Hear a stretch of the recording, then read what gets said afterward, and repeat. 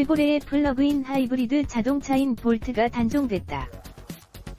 올해 2월의 어느 날, 디트로이트에 있는 GM의 공장에서 마지막 볼트가 생산 라인을 빠져나오며 조촐한 기념 행사를 가졌고 이후 라인은 문을 닫았다. 한 해 평균 판매량은 2만 대 이하로 생산을 유지하기에 충분한 물량이 아니었다. 그러나 볼트를 실패한 모델이라고만 할 수는 없다.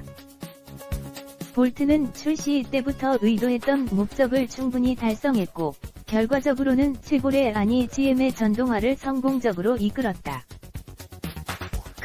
유일한 글로벌오토 뉴스 기자, 볼트 등장의 의미. GM은 2003년에 배터리 전기차였던 레브 1 프로그램의 종료를 선언했다. 이에 대해 정부와 석유회사가 개입했다는 음모론도 있었지만, 결정적인 문제는 레브 1의 배터리가 사실 자동차에서 동력 용도로 사용하기에 적합하지 않았다는 것이었다. 1세대 모델에 사용했던 연축전지, 2세대 모델에 사용했던 니켈망간 전지 모두 문제를 일으켰고 이를 두고 볼 수 없었던 GM이 과감하게 폐기를 결정한 것이었다. 당시 GM의 부사장으로 부임한 지 얼마 안 되었던 밥 루츠도 이 광경을 보고 있었다. 그는 스포츠카 등 운전자의 마음을 사로잡을 수 있는 자동차를 기획하는 데도 능했지만, 앞으로 다가오게 될 자동차의 전동화에 대해서도 진지하게 고민을 하는 진정한 카가이였다. EV1의 실패를 보면서 다른 배터리를 탑재할 필요성은 절실하게 느끼고 있었다. 문제는 배터리의 가격이었고, 자동차에 적합하다고 여겨졌던 리튬이온 배터리의 가격은 상당히 비쌌다. 장거리 주행을 위해서 배터리를 많이 탑재하면 자동차의 가격이 비싸지고 가격을 맞추기 위해 배터리를 적게 탑재하면 단거리 주행밖에 할 수 없었다. 주행 거리를 맞추기 위해 선택할 수 있었던 것은 가솔린 엔진을 보조수단으로 탑재하는 것이었다. 이러한 개념이 GM 내에서 본격적으로 언급되기 시작했던 것이 2000년대 초이다. GM은 당시 가솔린을 낭비한다는 이미지를 벗어나기 위해 이와 함께 연료전지 플랫폼 컨셉트도 공개했었는데, 2007년 디트로이트 모터쇼 무대에서 GM은 볼트의 컨셉트 모델을 공개했다. 최종적으로는 플러그인 하이브리드를 선택했다. 그리고 이를 구체화하기 위한 물밑 작업도 진행됐다. 배터리 제조사는 여러 곳이 있었지만, GM은 최종적으로 LG화학을 선택했다. LG화학 내에서 배터리 개발팀이 꾸려졌고, 이들은 미국으로 건너가 GM과 함께 볼트에 적용할 만한 배터리를 만드는 데 힘을 보탰다. 그리고 2010년, 볼트의 첫 번째 양산 모델이 공장에서 롤아웃했다. 볼트는 최초의 전동화 자동차는 아니지만, 합리적인 가격으로 주행 거리의 불안감을 극복한 자동차였다. 당시에도 배터리를 많이 탑재해 주행거리의 약점을 극복한 레브 테슬라 모델 S가 있었지만, 이 차는 10만 달러가 넘는 가격으로 많은 이들이 선택하지 못했다. 그래서 볼트가 좀 더 많이 판매될 것으로 기대하고 있었지만, 소비자들에게 큰 인기를 얻지는 못했다. 게다가 볼트는 판매할수록 손해가 발생하는 자동차였다. 당시 한 대당 약 49,000달러의 손실이 발생했던 것으로 알려져 있다. 그럼에도 불구하고 GM은 볼트의 판매를 밀어붙였다. 아니, 정확히는 밥 루츠가 그것을 고수했다고 말해야 할 것이다. 그는 당장 발생하는 손해보다 좀 더 앞을 보고 있었다. 판매와 개발, 투자를 통해 리튬이온 배터리를 좀 더 발전시키고 궁극적으로는 배터리를 제작하는 천문학적인 비용에서 벗어나는 것이 목표였기 때문이다. 볼트는 배터리 가격을 낮추어 본격적인 레브 시대로 순항하기 위한 디딤돌이었던 것이다. 그의 생각은 궁극적으로 옳았다.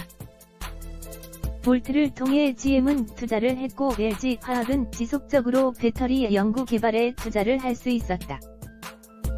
그리고 리튬이온 배터리의 가격은 지속적으로 낮아졌다. 그 결과 볼트를 기반으로 볼트 EV가 등장했고, 이제는 1회 충전으로 383km라는 장거리를 주행할 수 있게 됐다.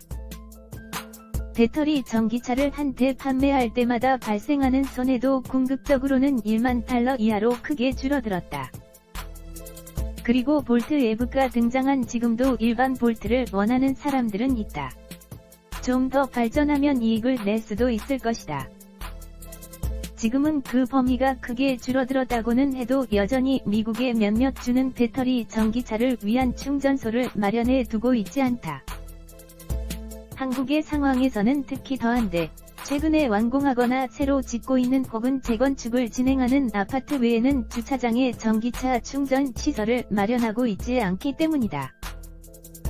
기존 주차장에 시설을 마련하려 해도 수많은 난관이 기다리는 것이 사실이다.